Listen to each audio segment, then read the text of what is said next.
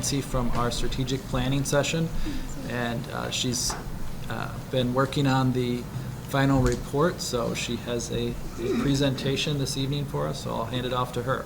Okay, and Vicki is going to be toggling through this. So we talked originally in your report about the process that was used. And just for those of you in the audience, we've been hearing the word collaboration a lot this evening. And that process was a marriage between elected and city officials, Saginaw Future, the Chamber of Commerce, the public at large. It was really a lovely approach in the beginning. And then to send a survey out to the public and get the response rate that we received, it was a blessing and also a challenge, because of course when we go out to the public, we get all sorts of responses, some that are in tandem with each other and some diametrically opposed. But I encourage all of you to go back to those survey responses, because there are some real gems in terms of the comments from the public. So you will hear themes this evening, but there are some just outlier type responses that are really very creative in terms of what you might do from the community. And so very, very encouraged by what we received there. Vicki? Let's take a look at the mission. What we agreed upon in that meeting was that the City of Saginaw is committed to providing high-quality services to ensure both an inclusive, a safe, and vibrant community in which to live, work, learn, and play. And one of the things that we heard in the meeting is that the educational system in the City of Saginaw is one of the things that can attract people to this community.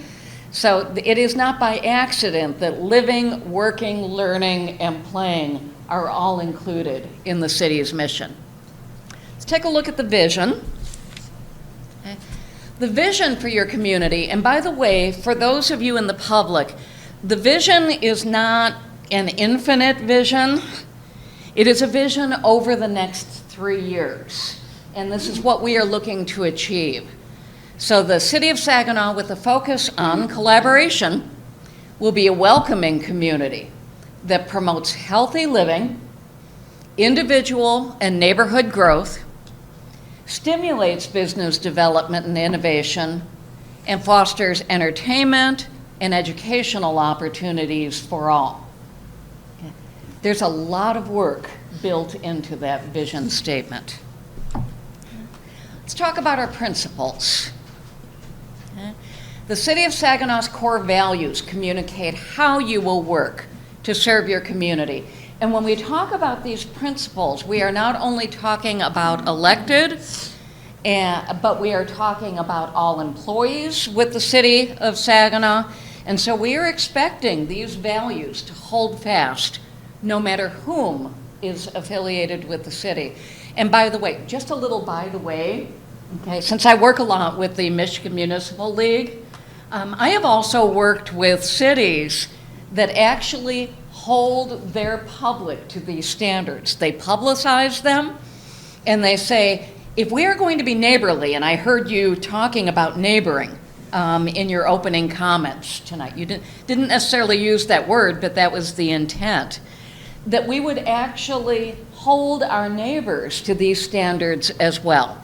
So the first one is on diversity and inclusiveness. We appreciate and value the uniqueness of each individual. We treat everyone with respect and dignity. Secondly, service, accountability, and responsiveness.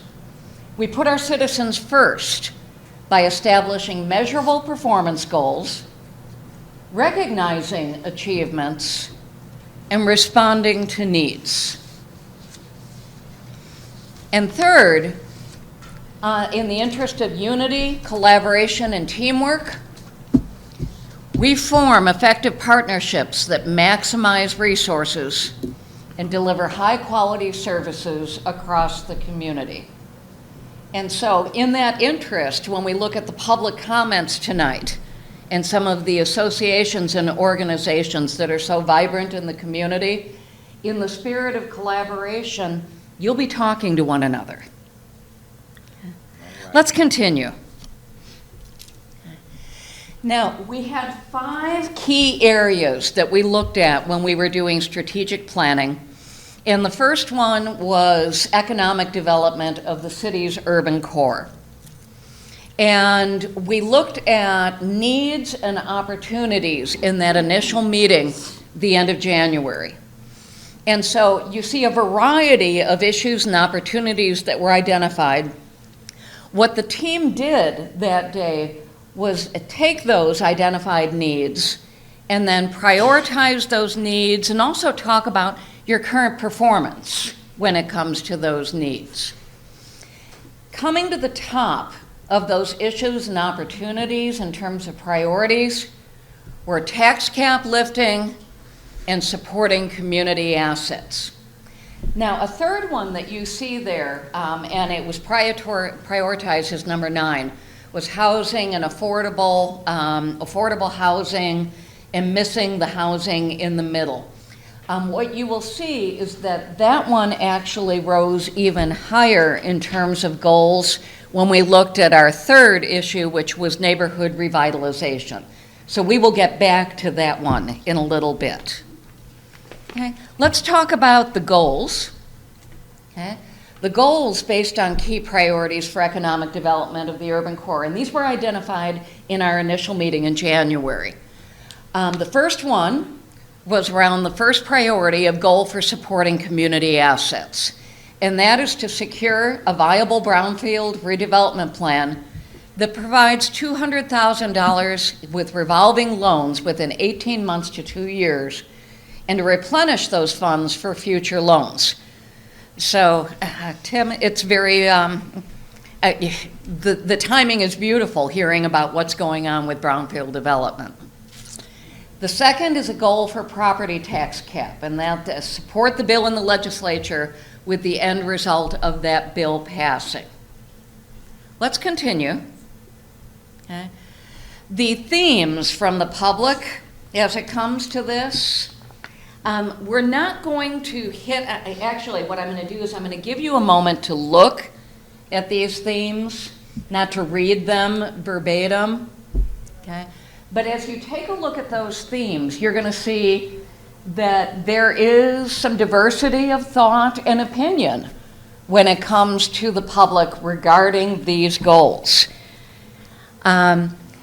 We received many, many comments. What we included was simply those themes where we heard multiple people responding to these. And actually, we see that some are diametrically opposed when it comes to these themes. So you had a significant number of people saying, eliminate the tax cap. You had a significant number of people saying, keep the tax cap, and a variety of responses in between. So take a moment to look through those.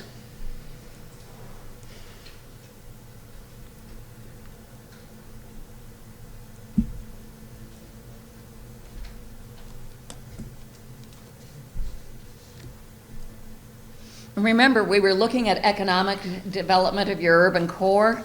I love that last one, making healthy food and transit available to citizens, because it was so in keeping with your mission, which also speaks about having a healthy community.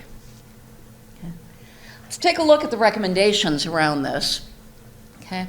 If comments around, you saw in terms of the themes there, we heard some themes around trust. And so if comments around lack of trust around expenditures are indeed widespread, and we don't know that. We heard that expressed by people in terms of the survey, but we don't really know how widespread that is. But of course, you're going to be looking out into the community to find out if that in fact is the case. But if that is the case, we recommend doing a city administration and elected officials working session in preparation for educating citizens on the gradual impact of the tax cap. Because we have citizens out there who think that if you remove that tax cap, all of a sudden the city of Saginaw is going to have millions and millions and millions of dollars available. And in fact, that's not the case. And so we need to level set with the public what the expectations would be with that. So that training, we'd all like to be on the same page. Elected and city employees and administration. So the desired outcome of training is to level set those expectations with the public when it comes to expenditures, since amending that tax cap will not result in dollars for huge initiatives to take place in the community. And then another thing that we should do is have talking points that should be drafted in conjunction with that working session on what the tax cap will and will not do. And that way we're all speaking, coming from the same page, the public is hearing a unified message, and you'll hear the term reality check later too. We'll have a reality check on what removal of that tax cap would do. Okay. Let's move on. Okay. The next element of the 5 was around priorities for public safety and fire. And again, we had 5 key issues that were identified. And out of those key issues, what really rose to the top in terms of priorities was recruitment and retention for police and fire, and secondly, engagement with the community. And that both of those items were really reinforced with the public when we ran the survey. I just want to make one little comment, Vicki, before you move on, though. On that lack of funds and resources, what the police and fire department have really heard from the public is that even though you are challenged in terms of your funds and resources, the public has been very, very pleased with what you have done with those limited funds and resources.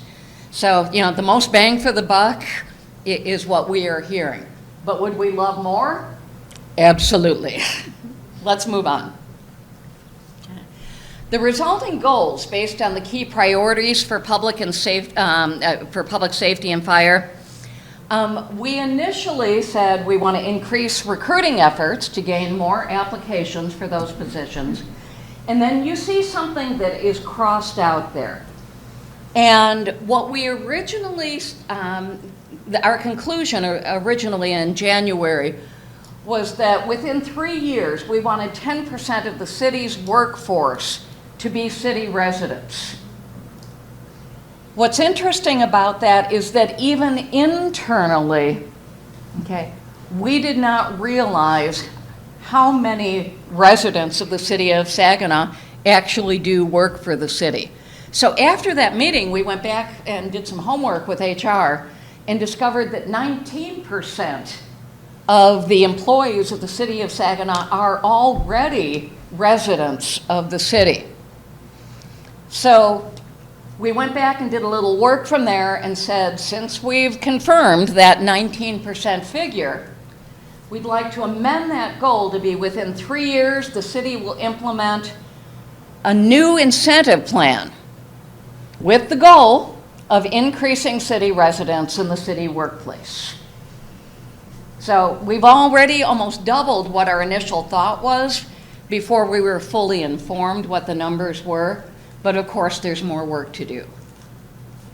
In addition to that, the action plan is that city administration will actually be working to come up with an attraction plan and an incentive plan to bring more people from the city into the fold.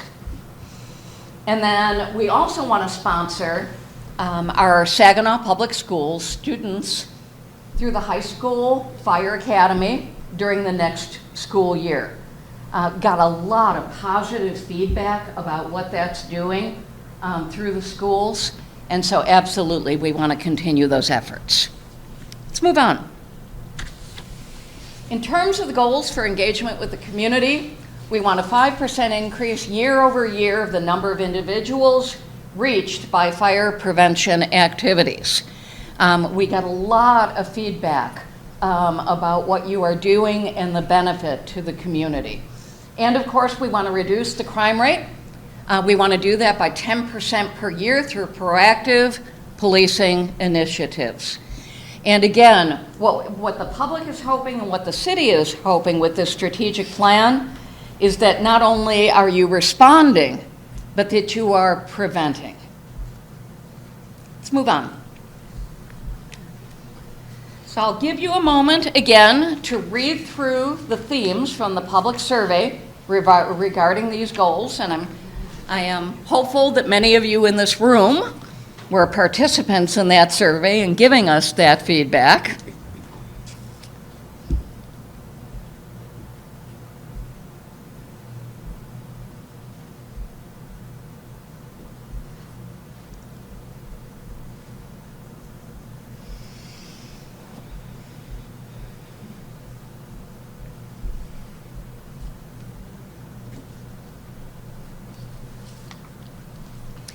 And we have even more. So Vicki, if you can go to the next page, because we got quite a bit of feedback on police and fire.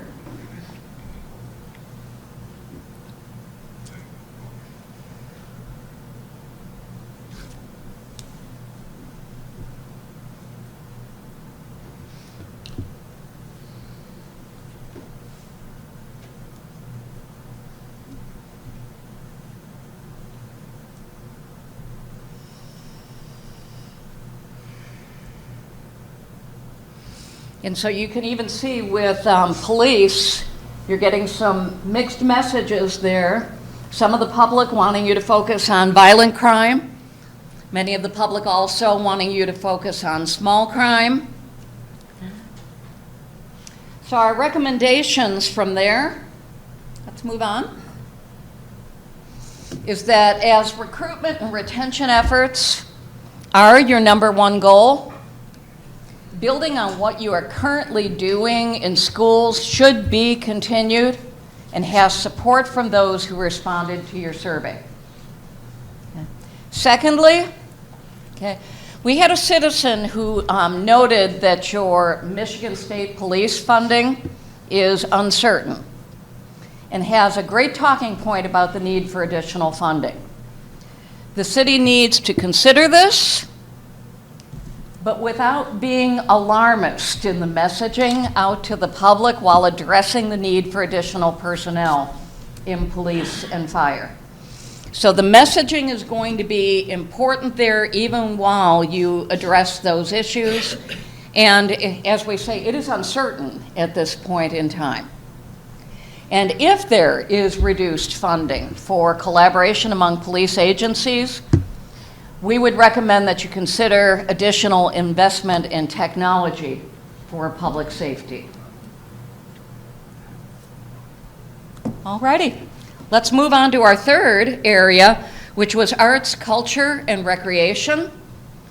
And as you look at the issues and opportunities that are identified there, on the priority votes, building upon assets already happening, whether that be Hoyt Park, where we are today, the Japanese Tea House, downtown, Lawn Chair Film Fest, and others, those were the #1 priority for arts, culture, and recreation. And so given that, as we take a look at the goals for for arts, culture, and recreation, the goals for building upon assets, a walkable community, improving pedestrian access on Washington Avenue corridor from the Dow Event Center to the zoo within the next 5 years.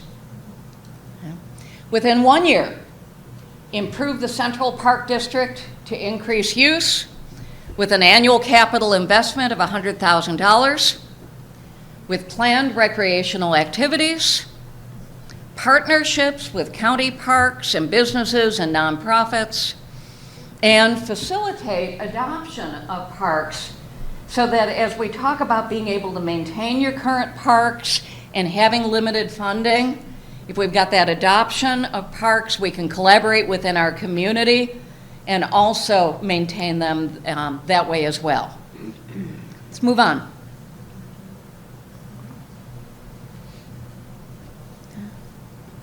Give you a moment to look at the themes.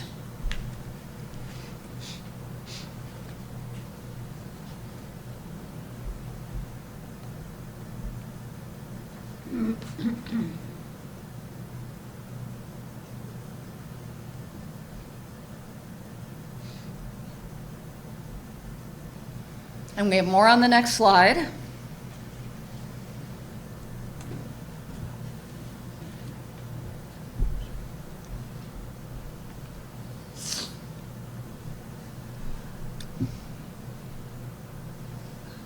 And again, just as with survey responses on police and fire, we had tremendous response from the public when it did come to arts, culture, and recreation.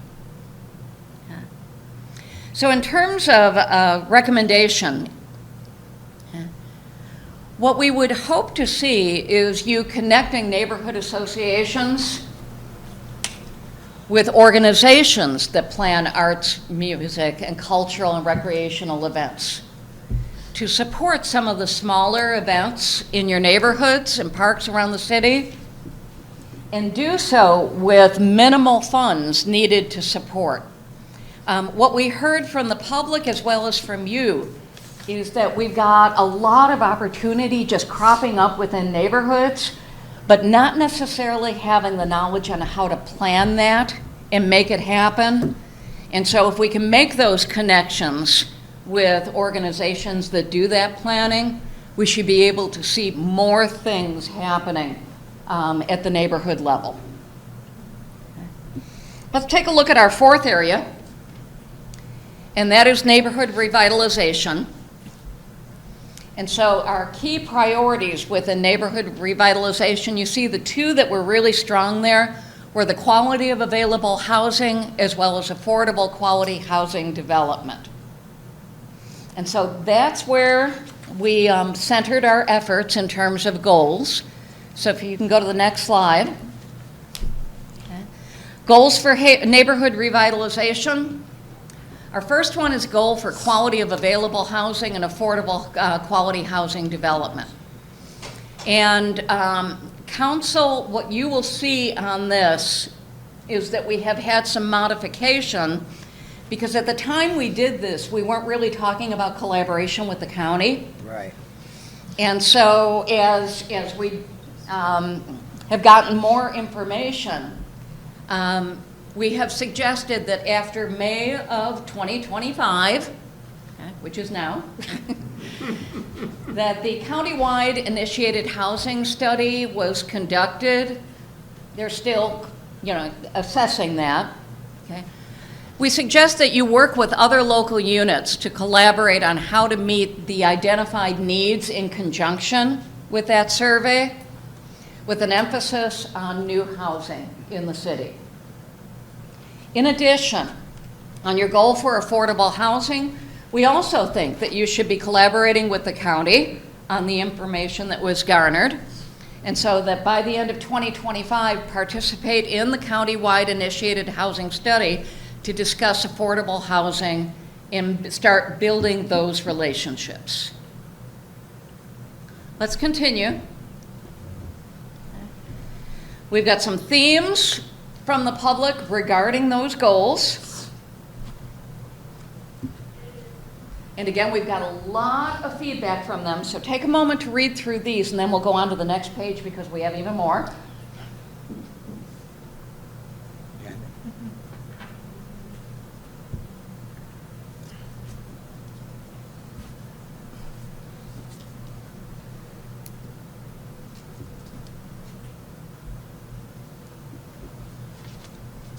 you're going to see in comments that not only was the public suggesting that we address affordable housing, but that we address moderate and middle income housing. There was a lot of feedback that said if we're going to attract new people into the city of Saginaw, especially young people, that we want to take a look at the middle housing as well. And let's go on to that next slide for even more.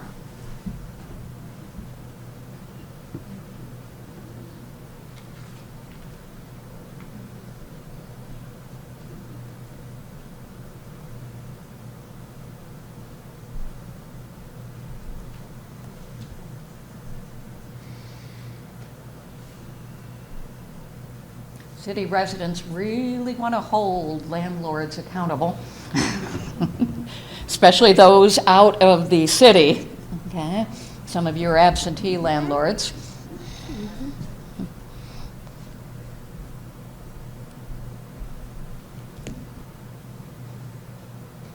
And if you look at the middle of that, you will also see when we go back to having the mission of having a healthy community, you know, food deserts. The community has responded to that and said, okay, we need more grocery stores, we need health care, okay, we need those things critical to health in the community. Let's move on.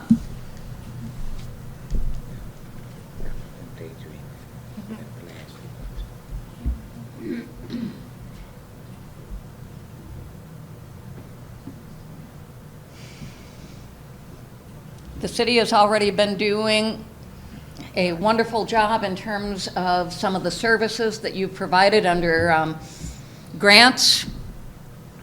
Looks like residents want to see those continued.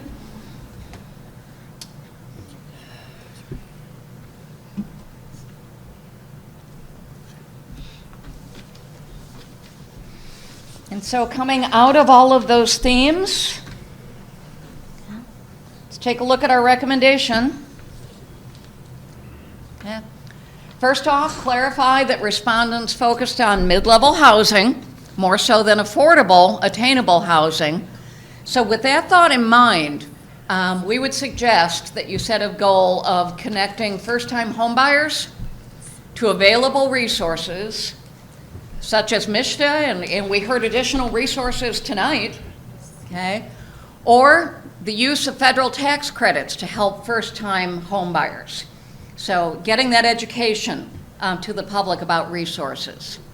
Secondly, council may want to set a goal of partnering with your school system to publicize Saginaw's school system and student success in order to attract even more citizens to reside in the city. And we had a lot of discussion on that in January.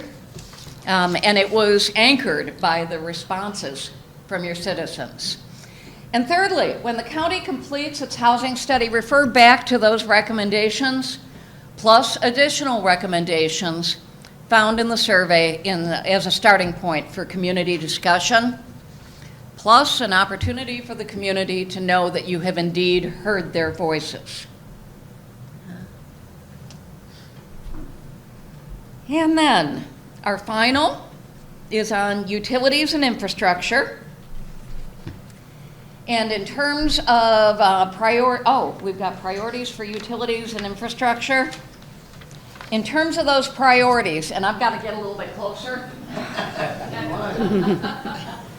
Yeah, I know these eyes have aged. But number 10 was to build in the city with utilities already here. Okay. And the context of that comment at our January meeting was this thought that with HSC expansion and Corning, that we need better communication and maybe more utilities focused and bring those places into the city. And the reality is that those decisions have already been made, and when you start taking a look at where HSC is located in Hemlock, They are not going to be bringing that new facilities into the city. The cost of doing that, the transportation cost, even thinking about the heavy trucks that would be coming into this area and putting that load on your city streets, that simply is not going to be happening. And so we just need to educate the public that, as the public says, oh, we'd love to have those right here within the city, in terms of the cost effectiveness, realistically, that's not going to happen. So that's why we refer to the perception versus reality checks. And then we had the other priorities around capital needs, not meeting those, local roads, minimum funding, and actually the new millage that was passed in August of 2024. Okay, the city is just receiving those funds this year, so good news on that side. And then walkability was actually addressed when it came to neighborhood revitalization. So those were the key priorities there. Let's moving on. The goals for utilities and infrastructure. In terms of the capital needs, that you will spend 5% of available cash balance on expected capital purchases to be made within 3 years, and to be in compliance with the city's rate study. In addition, apply for a minimum of 5 grants and 2 appropriations each year to leverage available funds for capital purchases. And again, when you saw everything that was being done in the city in terms of, furnaces and repairs you couldn't do that without federal funds, okay? So you definitely want to be pursuing those grants and appropriations. And then a goal for local roads is to repair or replace 3 miles of local streets each year for 5 years. Let's continue. In terms of a goal for countywide collaboration, schedule quarterly meetings with the county and city infrastructure staff. And some action steps are to establish city and county representatives, representatives, okay, and move locations to show collaboration throughout the county. And then finally, on your goals for building in the city, package incentives to attract new development, okay, and hopefully 5 sites per year, and continuously work to prepare sites for development. So when you're taking a look at brownfield development, that's wrapping into it as well. Let's continue. You've got your themes from the public regarding goals. Take a moment to look through those.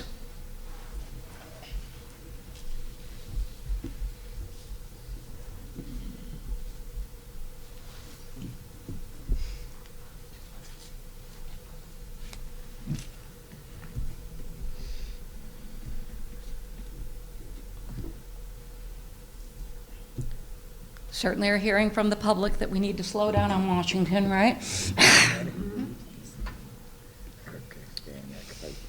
And then let's look at our recommendation. Oh, sorry, I jumped the gun.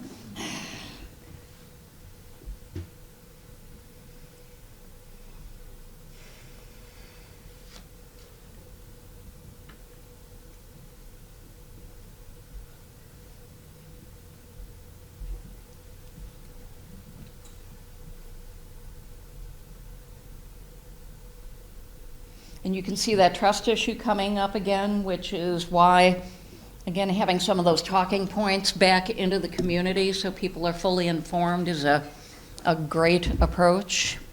Now we can get to the recommendations. Okay. So a lot of the comments that you heard from that survey on infrastructure were very consistent with the comments that you got on economic development of your urban core. So while the goals for infrastructure and utilities suggest collaboration with the county,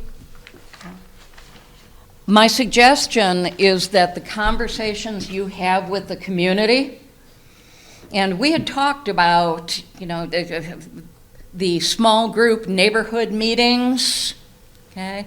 Having more conversation, getting to service groups, okay?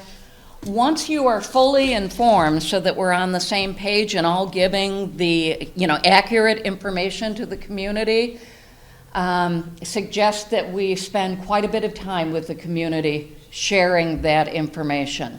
And when you start taking a look at utilities and infrastructure, usually you're looking at the big issues, but we heard a lot from the public that sidewalks and bike lanes are an issue for them, as much as we heard about major thoroughfares. So we're going to have to give that attention as well. So finally, wrapping it up, let's take a look at your next steps. On next steps, we want council and department heads to read through the survey results for the detail, because you will see multiple suggestions coming from individuals in the public that just have some amazing insight. And you're going to not just want to look at the themes, but you're going to want to look at those individual comments and see where those can contribute both to the current goals as well as future goal setting. In addition, city administration, we would like them providing additional feedback and information regarding prioritization of amending any goals out there given further research. So when we did talk about going back and finding out, goal for 10% city residents, well, you did that and you doubled it because we didn't have the information. So city administration's going to do some digging there to provide you with that information. Department heads, you will be meeting with your staffs to determine action plans to meet council approved goals. We can have all the goals in the world, but if we are not setting action plans on how to realize those goals, they're not going to happen. If adjustments need to be made, those will be submitted to your city manager. Manager will meet with department heads for any clarification of that, any edits that you're going to do, and then he will be submitting those adjustments to council. We have some additional steps. Department heads. We would like to see department heads rotating individually through council meetings for brief updates on goal achievement and attainment. One of you had mentioned in your comments about being positive and talking about the positive that's happening in the community. We can beat ourselves up if we don't realize that we're making progress. And that is the message that should be going out into the community. What are we doing out there, and how is it benefiting the community? And so, department heads we would like in, okay? And of course, your meetings are televised, and so that goes beyond the public here in terms of the messaging on the accomplishments that we're achieving. City manager and or your fiscal services or O&B director, back on the accountability side, because that's one of your values, we would like you to assign line items to goals and action plans for tracking to the budget. I mean, we always track the capital plans on the budget, but not always the smaller issues. So we would like that tracked to the budget, preferably at the beginning of the fiscal year. Be natural to do that for the big capital projects, but we want those initiatives tracked as well. And then finally, as goals are accomplished, communicate their accomplishment to the public beyond your council meetings. So we need you all being cheerleaders out into the community about what we're planning to do, what the successes are out there, and also how we can get the public engaged as well, because many of the things that you saw here this evening refer right back to collaboration with the public.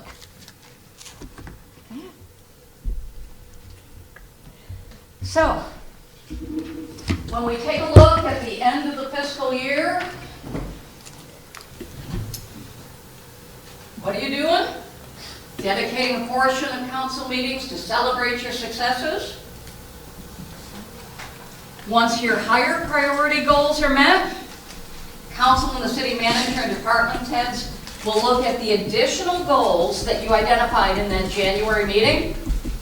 And by the way, if you've got some easy wins, you may have had some priority needs or opportunities out there that only got 2 votes in terms of priorities. But if it's an easy win and doesn't take a tremendous amount of resources, you may be able to address those quickly, communicate those out to the public, and get some momentum along with them. You will be measuring all of those things with SMART goals: specific, measurable, attainable, relevant to your mission, trackable, and you'll measure those against the mission and vision. City's mission and vision statements, I suggest that those always be included on all of your agendas because it keeps you focused. Especially as we have new council members come on, knowing what the mission and vision is, so everything is driving toward those, is so important. And Mayor, if you want to have them read those aloud or put them visually at the beginning of each meeting, I encourage you to do so that as you move into your decision making, all of you can say, does this really help us achieve our vision? And is it in keeping with the mission that we committed to? Because you may have some great ideas out there that may be 10 years out for the next vision, but are not timely now.